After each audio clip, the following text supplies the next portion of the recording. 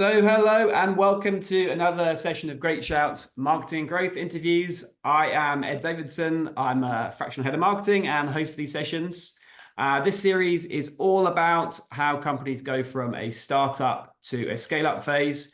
And these are kind of great warts and all interviews with people that work with startups and scale-ups and founders themselves who've been through the process. And look, we hope this is really useful for CEOs and founders that are moving from that startup phase to that scale-up phase and want to have kind of background and information, and from individuals just like Max Hoppy, who we've got on today. So Max is he's a guru of many things, but his kind of background is in online retail. So building and selling a £30 million business is pretty impressive. He's also got classic kind of big name background and experience from Iceland, AO.com, and from Google, and has also worked with a number of different startups in Manchester that we'll get into as well. And most recently, he's been building a marketing agency, a performance marketing agency called Bind, and a public speaking club for marketers, which I'd love to hear more about and be involved in as well. So Max, welcome. Good to have you on. Thanks for inviting me. Good stuff. So look, the first kind of intro or kind of kickoff question that I normally kind of set the scene with is, how would you define when a startup moves from that startup to scale up mode? I think I'm going to be a politician, not answer directly. Well, I work best in startup mode is what I'll say. And I suppose my definition of that is when you're pioneering, when you're trying to work out what to do and you're trying stuff. And you can't be in scale-up mode because you actually don't know what you're going to scale. Like when you're in startup mode, you start off with a hypothesis. You probably don't call it that, but you're going to take over the world with this great idea. And then you smash the idea into reality and you find out it doesn't work. Like never works how you think it will.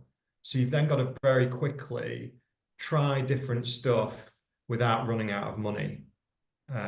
So how do I define, your question was how do I define startup and scale up? Maybe actually I will answer it directly. So I think startup is when you're trying to work out what on earth fits. And scale up, you've got an idea of what fits. And then it's about kind of creating focus, protecting the focus on that thing and pouring resources on it, probably getting out of the way. Or, you know, you're trying to remove things like single points of failure. And actually in the first startup mode, you've actually got to not worry too much about single points of failure. I see loads of startups fail because they're trying to think of scale far too early. And it stops them trying scrappy stuff and having these single points of failure, which of course are bad in scale-up land, but are critical when you're in startup. I don't know, that was a load of waffle. No, that makes sense. And I love the concept of, kind of scrappy mode and doing things that are scrappy.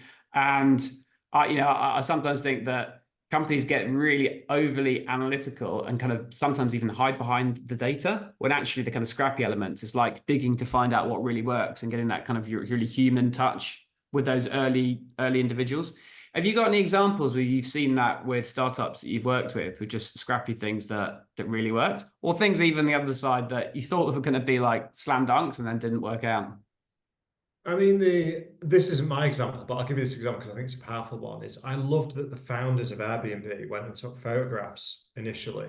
I mean, it's one of my favorite founding stories. That was one of the things that got traction with Airbnb because it wasn't working.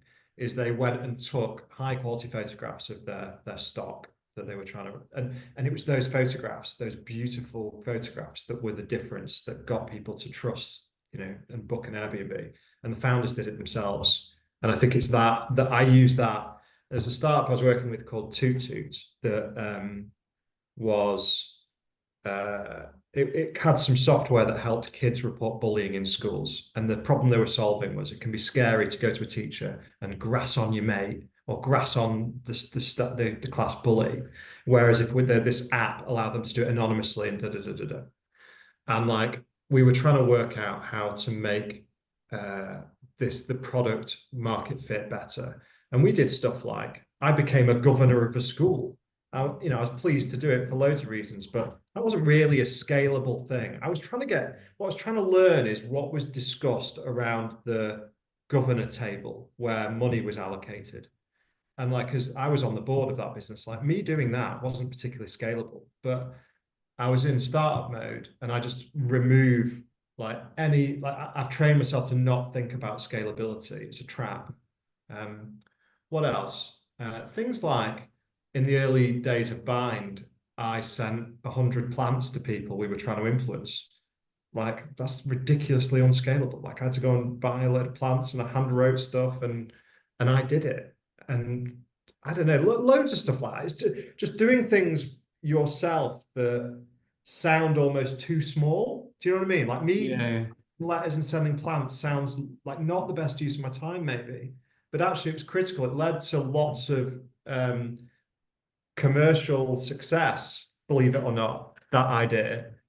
And now, let's say that that idea was a winner. I don't know, but it did actually lead to some good stuff. I could now, if I was going into scale up mode, I'd be like, right, how do I replicate that times 10 in size without me being on the hook to write the cards? Like that's probably a good little example of how you think about start mode and scale up mode. Like start mode is me trying something, handwriting the notes, might not work. Okay, it really works. Now let's think about me getting out of the way, doing it 10 times bigger. Don't know. Yeah, it makes sense. And I love kind of direct mail or something which has a kind of human or organic engagement, which also leads to a kind of talking point, right? Especially in the B2B world. So yeah, I love that example. Handwritten notes are a genius move, particularly in B2B world, I think. And I think that people don't do them sometimes because they're like, oh, well, that's not a scalable idea. Well, actually, do 10 a day for 365 days of the year. That's 3,500. Jesse Itzler, who I love, I don't know if you know that name. Have you heard of that guy, Jesse Itzler? Started a business called Marquee Jets, sold to NetJets, I want to say. Mm. And he also, I mean, he's this fascinating entrepreneur. He sold Zika coconut water to Coca-Cola. He was the guy that wrote the jingle for the New York Knicks, I think, in the early part of his career. He was to do with music. So he's got this like really varied entrepreneurial um, uh, kind of whatever career. And one of his big pieces of advice is around handwritten notes. Like he does like 10 a day every day. And he's like, the compounding goodwill that creates has allowed him to make hundreds of millions of dollars. And I Yeah. think it's cool. He's a cool guy to follow. Yeah, nice. Oh, no, no, then. What when you're kind of moving, like let's say from the startup to scale up kind of mode there, and you're looking for those proof points to make sure you've got like product market fit, are there any kind of KPIs that you tend to track or look as you kind of work with companies that have moved from one place to the other? Obviously, at the early stages, you've got like those handwritten notes, and you're kind of looking for some traction engagement with those kind of early adopters. But Yeah. then do you look at kind of wider metrics as you start scaling up? I think it varies by context, but there might be a big one for me that seems to rear its head is around recommendations and repeating. Like if I take Toot Toot, which was the software business that I mentioned, um, the thing I was looking for was selling it for once to a school was quite easy, actually, because you go to the leadership of the school and you say, do you want to help? Do you want to stop bullying? And they all go, yeah. Like getting them to renew the license, like that was the thing that was going to tell us if we had product market fit. Mm-hmm. The first sale told us we had idea market fit. They liked the idea and the promise of it, but they hadn't used the product. They'd seen a demo. So I think that repeat is a huge one. And I think word of mouth. If people are going to stake their own reputation, um, which is something people care about, then that tells you you're onto something. So I think that like initial sales can be really helpful, but product market fit, I think, is really proven out when people give you money twice, actually. Yeah. So I think on your KPI question, it's things like around retention-y KPIs. I like weirdly more than acquisition-y KPIs. I think that really is where the proof is in the pudding. I don't know if you agree. I don't know. I'm kind of making this So up. I think it's hugely powerful when you see companies that have low levels of churn because it's a secondary point. Anyone who wants to kind of try something and maybe kind of give it a go, but you have low level of churn. And I suppose that, yeah, in classic like kind of bow tie funnels, if you have those advocates and people that are really shouting about it, then you know that you're on to, amazing thing. I suppose what it's interesting, especially in the startup world, is kind of models that incorporate like some level of freemium to them to encourage them to at least suck it and see, especially when you don't have that brand behind you that provides that level of trust. Yeah. So, but I think sometimes with those it's difficult because then you may be cheapening what the offer is. Correct. The Keynote Club is that. So that's our public speaking club for marketers. It is free to come. But actually, you're giving your time, which is an expensive thing. And the thing I'm most obsessed about with the Keynote Club at the moment is churn. Like how many people that come keep coming. I think that'll tell us most if the product is good, actually. I do think there's something on another thing I talked to the guys about that I believe in is when stuff feels easy, that can be a really good signal. So as in when the door is like naturally open, the Keynote Club, I'll stick with that example. Public speaking is a hugely fear of public speaking is a massive thing. It's called glossophobia. It's like 8 out of 10 people, maybe even more actually. And people don't necessarily talk about it a lot though.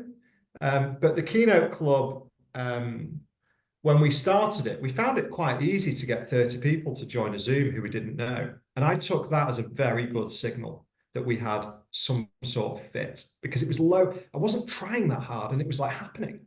So that was like I look for, that's not really a KPI, but I look for those signals in the businesses that I'm involved in. Like where are the doors naturally open?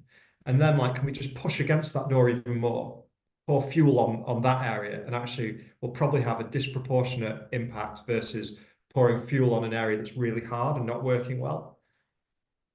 And I suppose on that, what are your thoughts around, the startup to scale up where you have a couple of channels or even one channel that just works for you really well versus a whole number of channels that is omni-channel and they're kind of working all together? What's your thoughts on that?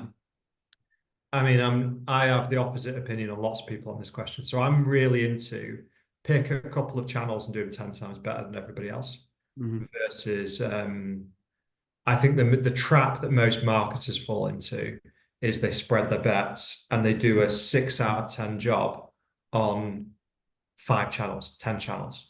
And I'm like, okay, what if we did a 20 out of 10 job on 2?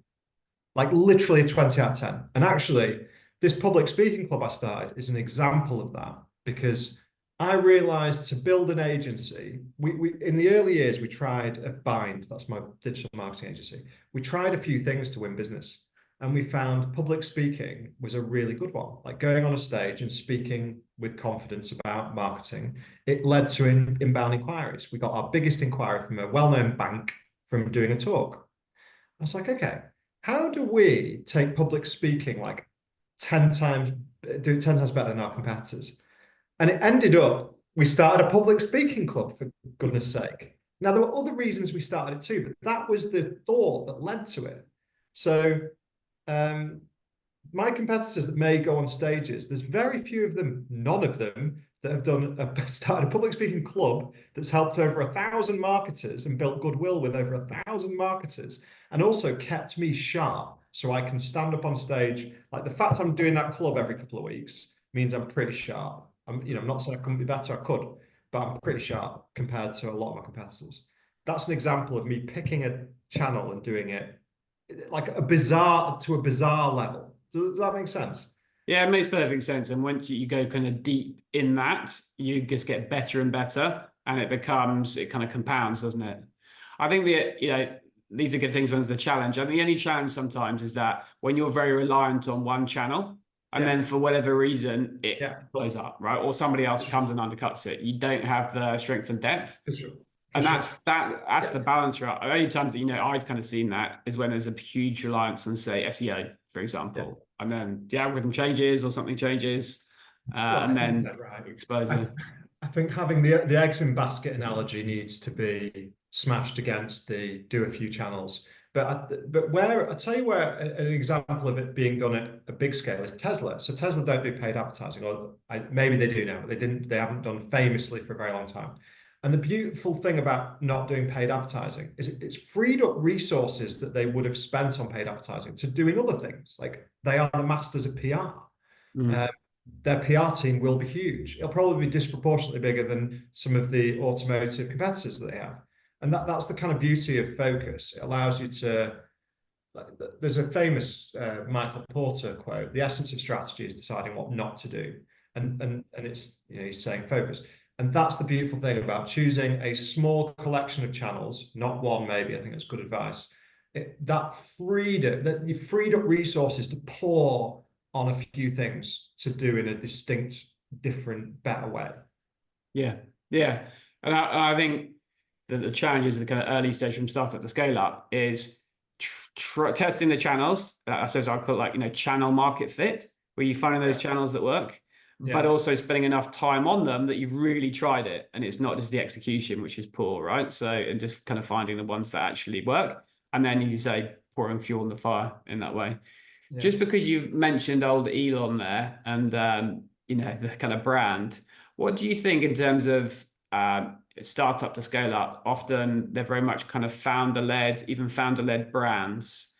Yeah. Do you think there's a benefit of sticking to that as you start scaling up? Or is it better to kind of move away from that?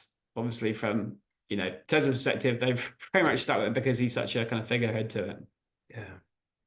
I don't know the answer. I think there's pros and cons. I think it's easier in my game anyway, marketing agency world. It's much easier to build, or I found it easier to build fame around an individual human than the name of the agency. I found it easier to get myself better known than the agency name. Yeah. At some point, if I wanted to sell the agency, that would be a problem because the value, the goodwill, the reputation is attached to me, not this brand to the right side of me. And if I'm trying to sell that bit, then that's a problem.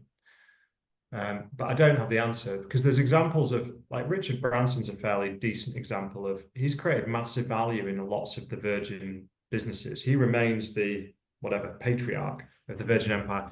Weirdly, I'm pretty sure he has spun off though Virgin properties that he no longer owns. I think he's done that. I might be wrong on that, but I think he's done that. I don't have a good answer. I think that in startup land, I wouldn't worry about that. In scale-up land, you probably should worry about that or put some thought into it and decide. And I think there's pros and cons. But I don't have a good answer. Yeah, no, I suppose you can look at it either way. I think sometimes, like you say, people follow people. In a kind of B2B world, it's far more better to be kind of engaged with an individual than the business. So I think there's a lot more ammunition to that than people think, and there's a good opportunity to do it rather than potentially throwing it away or thinking they need to kind of move to a wider kind of brand set. Where do you see the brand fitting in from kind of startup to scale up? Do you think the brand is really important at the beginning, or is it very much kind of direct response activity that you do one activity, you spend X, you get Y? I think I suppose in terms of the background of how VCs or angels or investors look at it, that you want to see something that's repeatable and scalable. But I think the brand can amplify that at lots of different levels. Where do you see the kind of brand fitting in on that journey? I think it depends a little bit on the market again. So like a B2B market versus B2C market, I do think there's some quite big differences. Like lots of these B2B markets are relationships. Stick with agencies because I know agencies. My agency brand, all it needs to do is not really turn off potential buyers. This is how I see it. So my relationships and the relationships of the rest of the team, that typically is how we end up in a commercial discussion with somebody. And what that'll happen is they'll check out our website. Let's just have a look at buying.co.uk. And the brand's job, or the way the business shows up in all is to support all of the relationship activity that I've done and not give a contradictory story, basically. Like that's all its job is. The name Bind, that's the name of my agency. It's a benign word, and that's all its job is. It doesn't need to be anything spiky or polarizing, actually. It just needs to be okay.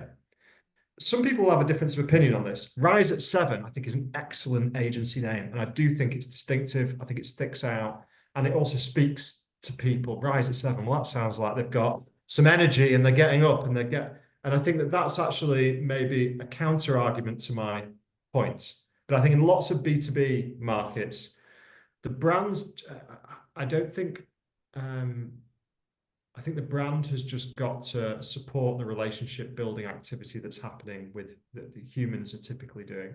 B2C is different because typically there isn't a salesperson involved in the building of awareness and interest and desire in whatever they're selling.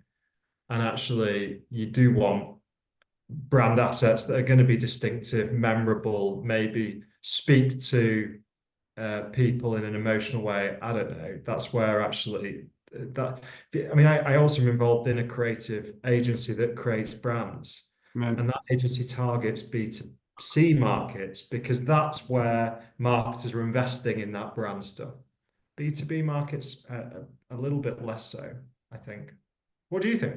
Well, I think it's an interesting one in terms of the brand, I suppose, versus like, kind of positioning, right? So kind of classic kind of Patagonia style is if you're not saying, there's these people and we're not that, and we're for these people in terms of like the classic kind of tribe, Seth kind of Godin world, then there's not enough distinction to it. It's interesting though in terms of that different like dialing up and dialing it down, because I think what you're doing with your relationships is that you're building relationships with Max Hoppy or in your team, and then Bind's like a secondary thing that kind of supports it, so it doesn't need to be that kind of polarizing because you've got those goodwill relationships you're building out. I suppose in more of a competitive space or even like a software space, there's so much sameness to it that you need to kind of say, well, we do this, and these are the clear, unique benefits that there are, because it helps stand out to say, well, I'm actually going to take some notice in it, throughout all the noise. Yeah.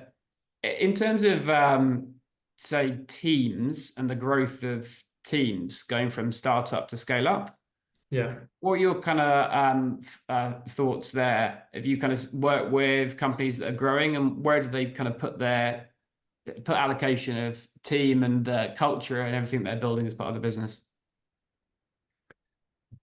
I mean, I don't know if there's a few things in that. So there's like, well, you asking what's my thought on how you prioritize?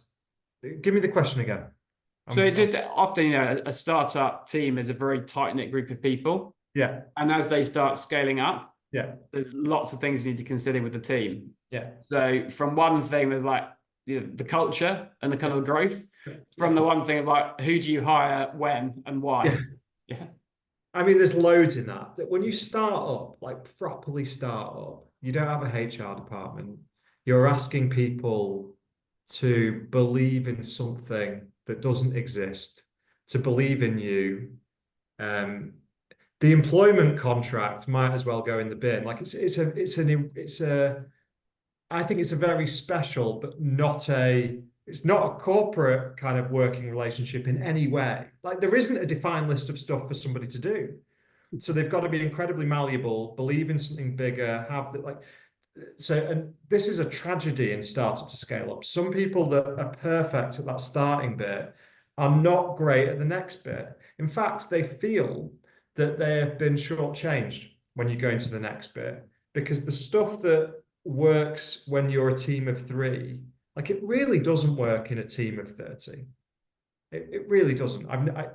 And some of those people will evolve and accept that. And some people will say, well, no, I don't like this. I actually feel a real challenge is, and this has happened with our business, is you end up bringing people into the boardroom who are fairly inexperienced and junior to start with. And then you decide you want to boot them out. And they think, well, what's going on? Like I was part of these discussions last week, and I'm not anymore. That's a really hard thing for somebody to get their head around. We made the mistake of doing that with somebody we should have kept in the boardroom, actually. And then we undid it and decided that we were going to elevate them to a director in the business. But we did this, you're in the room, you're out the room, okay, you're back in the room. And I think that so I think but then I think the importance of like thinking about culture in both startup and scale up is really important. But the behaviors you want are probably different. Like you really want these pioneering behaviors in the first bit. You probably want people to maybe not break everything that exists today and try and create new innovative stuff in scale up world. I think there's a Facebook one that would a story that would fit this. I think that initially Facebook wanted you to move fast and break things. It then evolved it to something like move fast with stable infrastructure. Like it's been laughed at, this one. There's something but Mark was trying to get a different type of behavior in this new stage of business than he had in the first stage of business. And that's the so let me try and answer your question now succinctly. I think that thinking about culture, people, critical in whatever stage you're at, but the behaviors you want in stage one, very different than stage two. And frustratingly, not everybody that has behaviors in stage one wants to evolve their behaviors to fit stage two. They don't want to. And that's a tragedy of going from start to scale up. You often end up having to lose people that were critical to get the business going. And I think it's a hard thing as a founder. Some founders can't go from 1 to 2 either, by the way. Like that, like VCs firing the founder, that can be because of that. Yeah. Yeah. And it's a very potentially different skill set to manage a group of people and to get them to perform versus doing it yourself when you're at the coal face and you're doing it yourself at the beginning. So yeah. What's your also thoughts around scaling in-house team versus bringing in kind of external agencies and consultants? Is there the right mix of that? Are there any particular kind of channels or areas you think there's best fit? I grew my formative years were at AO.com, and we had an allergic reaction to all consultants and agencies. So even though I run an agency, I think about does the thing need to be a core competence for us? And for AO.com, digital marketing did. So we were anti using consultants. We wanted to build an in-house team. Having said that, I think it's a slightly short-sighted view. Our chairman is ex-PA Consulting, and his wisdom, because he's seen so many businesses do complicated things, is very helpful for us avoiding making mistakes that have been well made by lots of other people. So I think the question I'd ask is, I don't like one of the problems with consultancies and agencies is their business model they want to get into your business and stay in their business. Typically, that's their model. So you've got to think carefully about where do you need this external expertise. And then you've also got to think, you've just got to be careful that you're just not letting other businesses get their claws into your businesses indefinitely and making your cost kind of structure inflated because it suits their business model. So there's another non-answer. I think there's pros and cons. Yeah, I mean, it always kind of depends, doesn't it? I think sometimes it's interesting around if you bring in an agency to basically do some heavy lifting. So you can't do this task any better or at scale. So you bring somebody in to be able to do that. Or on the flip side, you bring kind of an agency or as a consultancy based on like strategic chops, as it's been kind of mentioned to me before. So it's like making recommendations to the business to be able to help them internally. But sometimes you kind of see organizations that test to see if things work and then bring somebody in-house because it's more efficient, right? It's more efficient and you're going to get more value than using that agency. Yeah. I think you answered the question better than me. What else kind of do you think that is kind of most important then at that kind of scale up stage? And if you come across, when companies need to have additional rounds of funding, where would you kind of make those recommendations? Do they need to be always kind of in a kind of fundraising mode? Or do they, need to have particular milestones that they're kind of aiming for? I think, well, on fundraising, I think that when you do fundraise, it is a load of don't underestimate the distraction. So that's obvious advice. So I would be raising probably more than you think, so that you've got you need you need to be out of fundraising mode for a fairly long time to make great progress. My little brother's just done a round of fundraising. Okay. He has a butter business called All Things Butter. I think he raised a couple of million quid, like a decent fundraise, and I was pleased he did, because at 22 we were in constant fundraising mode, and it meant that the founder, or one of the founders, like, he couldn't really be that effective in the business, and eventually he got pretty burned out from just always fundraising. It's a load of energy and effort, pitching, getting rejection, a lot of rejection in fundraising mode. Yeah, so I think on specific to fundraising anyway, I'd be like, raise more than you think, and try and buy yourself fairly good chunks of runway, because it's a job. You can't build a business and fundraise at the same time. Basically, you're compromised on your focus.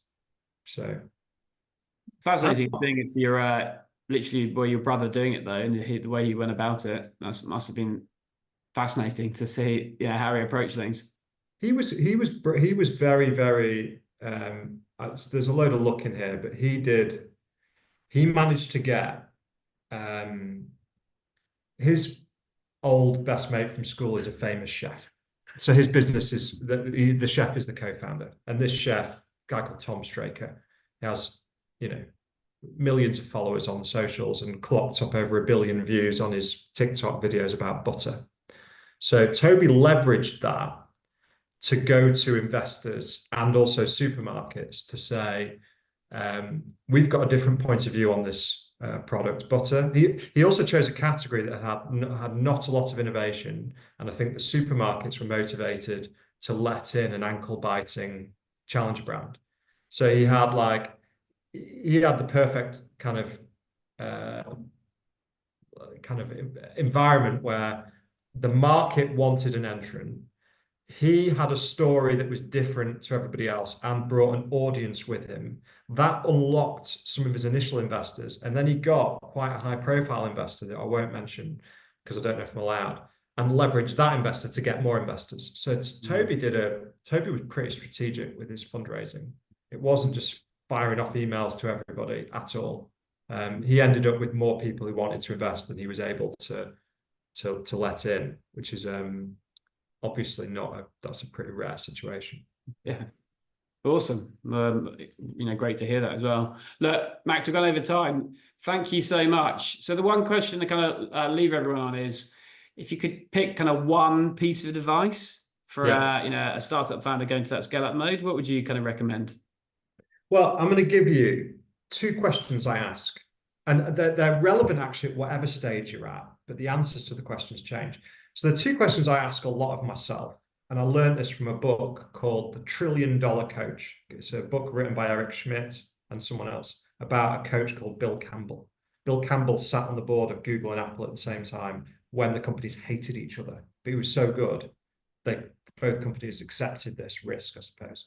And Bill used to ask these questions a lot. He'd ask the leaders of the businesses, have you got the right people on the team?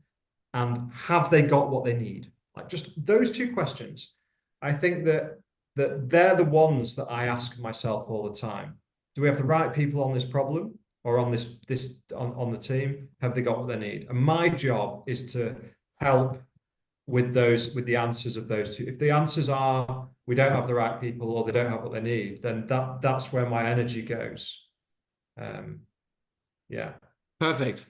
Makes sense. Good stuff. Okay. Thanks so much, Max. I appreciate you coming on, and see everyone in the next session. God bless. Bye. Great.